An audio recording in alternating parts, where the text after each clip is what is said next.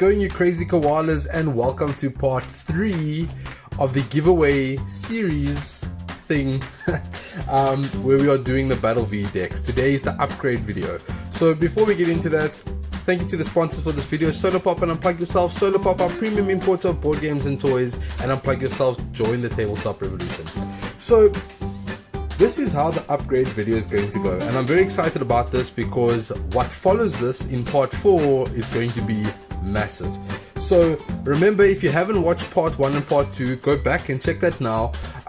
You need to place a comment on both of those videos and comment on this one. So if you haven't, just think about your comment while the video is going on and pop that comment. And then if you've commented on this one, the last 2, and the next one, you'll go into the lucky prize, in the lucky draw, sorry, for that prize over there, the Trainer's Toolkit version 2 that I did a review on part 1. Alright, so today we're going to go through the upgrades that I have already done on the Gardevoir V Battle Deck and the Victini V Battle Deck, right? So how this works is, what I've done is I've taken one deck that you saw me open and I've added another one. So I've taken 2 decks, and to make it uniform across the board, instead of splitting one toolkit, I have given each deck the eligible contents of each toolkit. So essentially what's happened is I've gone to the shop, I bought 2 Battle V decks and a toolkit, and I've mashed it all together and see what deck I can come out with. So let's start off with this one. The products in this video I'm using are Dragon Shield. It is my TCG accessory of choice. These are the white sleeves, so I think this is the Victini Deck, and it is cool.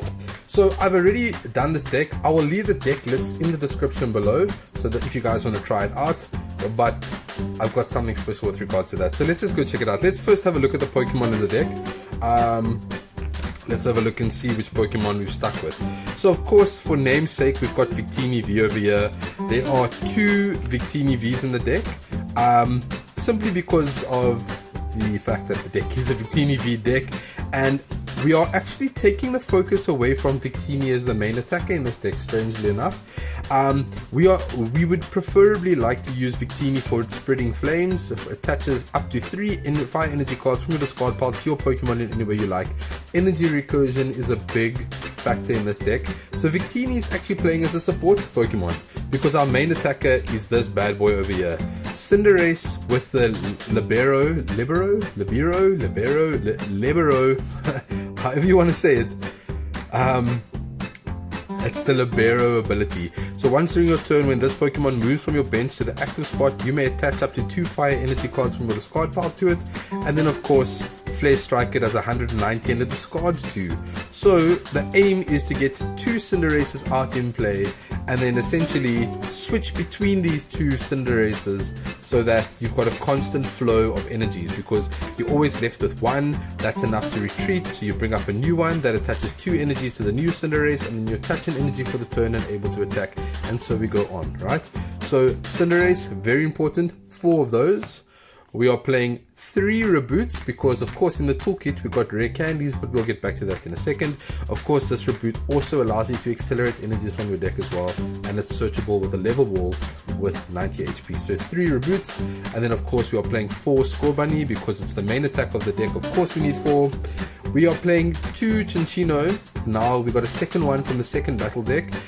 The make do ability is just too good, and throwing energies into the discard pile, allowing Cinderace to be charged up even before you attack first. Just the card draw engine. The make do, you may discard a card from your hand, and if you do that you get to draw 2 cards, right? This is like Zoroark of old with trade. So 2 Chinchino, 2 Minchino, and of course from the toolkit 2 beautiful Crobat Vs. So Crobat V, obviously it's super acceleration. The deck wouldn't be a semi-competitive deck without it, and it's just about seeing how competitive we can push this with the budget that we have, right? So that's it for the Pokemon. Let's just scoop that up, and then off we go to the trainers. Now the trainers were quite important. In fact, I think I'm just going to skip ahead and say that for the energies we've got 4, 8, 12, 13 energies in the deck. Because of the energy recursion, we don't need as much as 16 as what we originally had put out in what the deck came with. I think it came with 16 energies. Let's go to the trainer cards for this deck. So starting off with supporter cards, of course a deck wouldn't be a deck without 4 Professor's Research. I was considering 3, but discarding cards are quite important for this build, so we've stuck to 4 Professor's Research. We used both of the Marnies that came in the box. Ideally I would have loved another 2, but the box only came with 2, so sticking with the rules, 2 Marnies. We got a Bird Keeper because switching is important in this deck as well. So we got a Bird Keeper and it gives us some card draw with it. 2 Boss's Orders. We needed Boss's Orders. I mean, decks need Boss's Orders from the get-go. So 2 Boss's Orders, it's a no-brainer. Okay, that's it for the supporters. Let's go into the Pokemon search for this deck. We have got 3 Level Ball. I cut out a Level Ball because I think Great Ball is just a little bit more useful as it gets Cinderace as well, right? So 3 Level Ball. We've got 4 Great Ball because, like I said, as I just mentioned, it's more versatile in this particular build. We've got 2 Quick Ball. Unfortunately, that's all we got. Otherwise, I would definitely play 4. And then we've got 3 Evolution Incense, simply due to the fact that Cinderace is so important. We need to get it out. So I'm playing 3 Incense in this build. That's it for Pokemon searching. Let's go to Utility Trainers. Utility Trainers, we've got 2 Rare Candies, helps us get a Cinderace out on turn 2, which is super cool. Also, when we are getting cards back into the deck resource wise, we don't necessarily have to take a reboot, we are able to get it with a Rare Candy. 2 Escape Ropes, once again switching very important, and this might just get you a game winning situation if you're switching your opponent out of the active spot. Of course they get to choose, but sometimes there's only one choice. And then we've got 2 Air Balloons, attaching it to a Cinccino or a Cinderace, allowing it to retreat. I mean, the value is amazing. And then of course we've got Ordinary Rod for the last card. Because we are focusing on a 1 prize attacker, we are essentially going to run out of Pokemon, so we want to keep this for later in the game to try and get another Score Bunny and Cinderace back. So it gives us more options for attackers. Of course we can always lean back onto Victini if we need it. Cool, so that's it for this deck. A cool 60 cards. The deck obviously revolving around the Cinderace as mentioned, and I just think that the Cinderace is just so much better and so much more consistent than the Victini. So the build is all around energy recursion and just getting energies back with Cinderace, right? So that's that for the Cinderace deck. As I said, you can find a link to the deck list below if you guys want to try it out. And this is the, you can see it's already got Maya's name on it. This is the Gardevoir deck. This is in Dragon Shield Matte Black as well. So let's see what's in the Gardevoir deck, guys. Starting off with Pokemon. Gardevoir, okay, we leaned into the Gardevoir for this one. There was no, the secondary attacker in the V Battle deck, the Dragapult, is just not good enough. It's nice to stall, it's just not a good attacking Pokemon. So what we've done is we've taken 2 Gardevoirs and we're going to be focusing on the Swelling Pulse, right? 120 and it does 80 more damage if it was healed. So there's going to be a lot of healing in this deck, okay? So Gardevoir V, we've got 2 Crobat Vs. Of course these are supposed to be the promos, but like I said, I've just replicated the trainers across, right? So 2 Crobat Vs. We've got 2 Clefables. Clefable with a Lunar Blessing. Once during your turn, if your active Pokemon has any psychic energy attached to it, you may heal 20 damage from it and it recovers from a special condition. These stack, so if there's 2 of them you can use it twice, that's 40 heal per turn. And then of course there are some other healing cards in the deck too. So 2 Clefables and 2 Clefairies. And just simply due to the fact that we didn't have access to any other Gardevoirs, of course if there was a budget for singles, we would be doing that. But we have 4 of these Dragapults, right? Simply Dragapult for its Infiltrator ability. If any damage is done to this Pokemon by attacks, flip a coin. If heads, prevent that damage. So this is an amazing stall card. If you flip heads, you are potentially keeping yourself out of damage and keeping basically gaining some time for you to accelerate Gardevoir up a little bit, needing 3 energies. Its attack isn't bad, 120, and you get to put 3 damage on your opponent's bench Pokemon in any way you like, 3 damage counters. So you get to do a little bit of damage spread as well. But the big thing here is it's got free retreat. So if it can take a hit, it's got 150, so it's not too bad. And if it gets stuck in a sticky situation, you can get it out for free. So we've got 4 Dragapult, we've got 3 Dracloak, and then we've got 4 Dreepies. because of the fact that we only need 3 decklists because we're going to be playing rare candy, right? Again, we'll jump ahead to the trainers for this deck as well. We've got, the energy, sorry, we've got 4, 8, 12, 13 in this one as well. Seems like 13 is the magic number. We don't have any energy search. Well, I would have dropped it down to maybe 11 energies even if we had something to search for some energies. Moving on to the trainers, again, this is a staple: 4 Professor's Research, 2 Marnie, and 2 Boss's Orders. These are the Boss's Orders that I got from the Blastoise and Venusaur battle boxes. And then of course there is a Bird Keeper in here as well. So fantastic trainer lineup. This is exactly the same supporter lineup as the other deck. I think there wasn't anything that needed to be changed from a supporter point of view. Let's go to items. 2 quick balls because that's all we had available to us.